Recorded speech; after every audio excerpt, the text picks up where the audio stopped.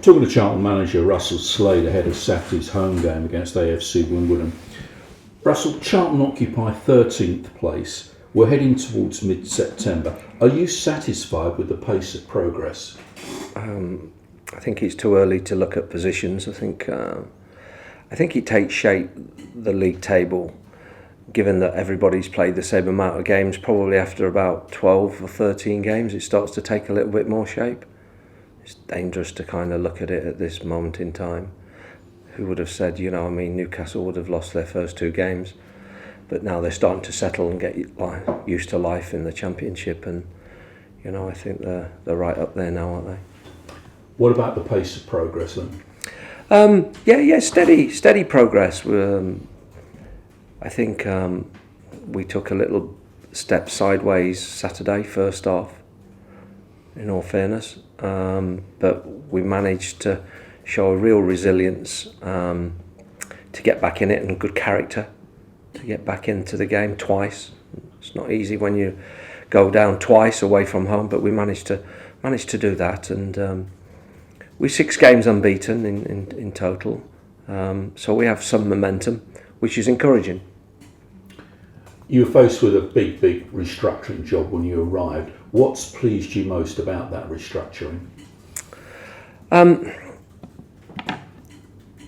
Part of that restructuring, a huge part of that restructuring, was the recruitment, and the boys that have come in have settled fairly quickly, some quicker than others, that's always the case, but some have already made a really good impression, and have contributed already, which is really pleasing to see, in terms of a group off the field as well. They're coming together, because that's very, very important in my book.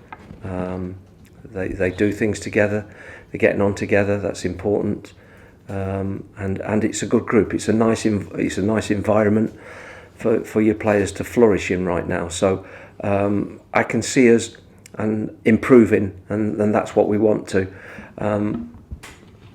The moment we don't improve will be something to look at, of course, and along the way it's never going to be a straight road. There are going to be lots of bends in that road, but so you're going to take sideways at time, or a step slightly backwards, but overall you're looking for progression, and at the minute we've got that, and we need to continue that. It's not our stop, that's what I'm saying. It's not our stop right now. We're not getting off the train at the minute. In your last 2 games, Charlton has shown great character in coming from behind to snatch points with last gasp equalisers. That would suggest you're winning the battle to win friends and influence people, not least the Charlton supporters. Well, I think any fan, and me as a fan, I was brought up with Brian Clough and watched the Nottingham Forest side through the 80s, and they were very successful, but it's always nice to see your side, even in adversity, when things are not going well, to give everything for the cause, and to not give up. So important to me, is never give up, and that's what they've showed, and they're good traits to have. It gives you a basis to work off, it gives you a foundation, and I think when you come to watch a football match, if you know your team's going to give everything, you're not going to win every week, it's not going to happen, but if they give everything, then by and large, then most fans will go home satisfied, knowing they're proud of their team, that that they had a go today. It didn't happen, but they'll win more games than they're going to lose. You're due to meet the Charlton supporters shortly. What sort of reception do you think you'll get? I don't know, but I am looking forward to it. I've got to say, I think it's right to speak to your supporters.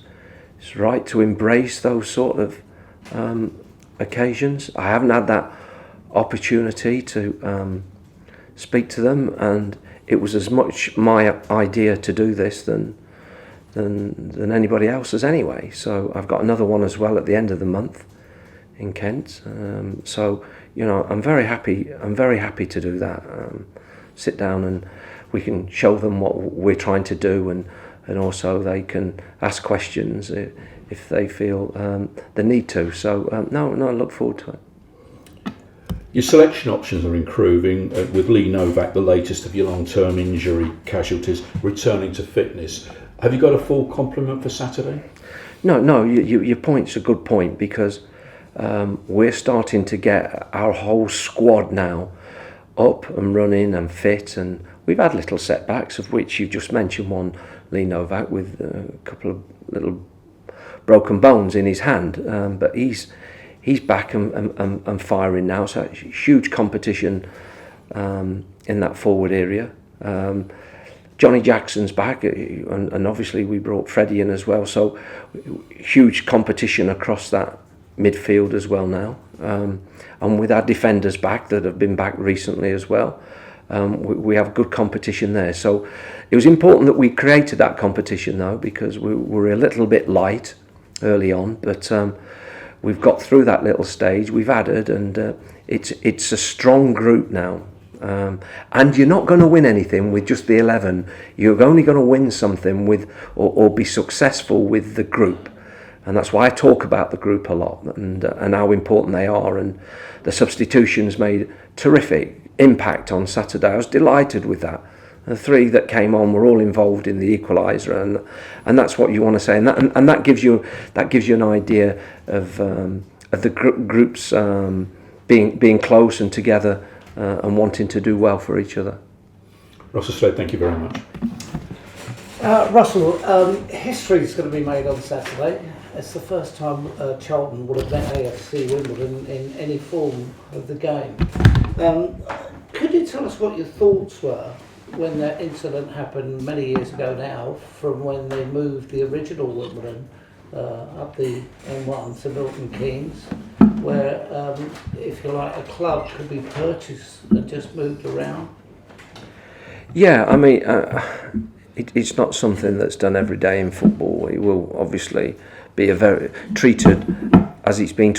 historical thing happened that day, with the movement of a club to a completely different area. It's not just like it was down the road or 2 miles away, or just moving stadiums. It's huge move, and I think with that, what the problem came is the change of identity. Really, that was probably the major issue for fans. But look, there are 2 clubs now, and 2 very well run football clubs, and the path for Wimbledon has been arduous and difficult one for them, and great credit to the people there that have stayed by that football club, because obviously their ground was the old Kingstonians' ground. For them to have developed that and progress like they have done, it is remarkable, really remarkable. Talk about being persistent and relentless in their quest to get back in the league. Fantastic story. It's quite incredible that now they're in the same league, and I'm sure that will be the biggest game on their fixture list for both football clubs. Did you feel it was a dangerous precedent the Football Authority set at the time, that maybe, okay, Wimbledon was the first, but there could be others? It could have been, but I think you need to treat it how it has been, and it's unique. It is really unique. I don't think you're going to see these things done on a regular basis. I think probably one a century maybe is enough. There's a great affiliation, if you like, with Charlton fans, because in the late 80s, early 90s, with the Back to the Valley campaign, although Charlton were moving out of London, they had something similar going on. Does that sort of surprise you, with the power of the fans groups that operated at that time at Wimbledon and Charlton, that they managed to hold on to their football teams? I think that just shows how important a football club is to the local community. It's absolutely massive. and that how strong that community is when it comes together and decides that it either doesn't want it taken away from them, or wants to redefine a football club. It shows the desire to do that, because so often, and I can talk from experience here, because I was in the very early days, I was manager of Scarborough Football Club, and of course that is a sad story, because it's gone out the Football League now, as you know, and it's split up into two fractions as well. And very often, the point I'm making here, very often these things happen and clubs go into absolute obscurity and are never seen again, or they're not seen at anywhere near the level. And Wimbledon are a case of that, but what they've done is they've dragged themselves back to the level that they feel they deserve, and they are where they deserve to be right now in League One, because it's been an incredible journey. Did you think it was all a pipe dream when the fans set about doing this task at Wimbledon, the trials on Wimbledon Common on a Sunday morning? Did you think you can't take on the Football League at this level? It's an impossible task for you? It must have looked miles away, but absolute miles away. But any journey is about the first steps, and the first steps were, obviously, they were convinced that they could achieve that, and there was that kind of will to achieve it, more importantly, and they've done that, and those people that are involved in that deserve a medal. You're a true football man. Did you have a wry smile on your face at the final whistle when they beat Plymouth last year in the playoff final?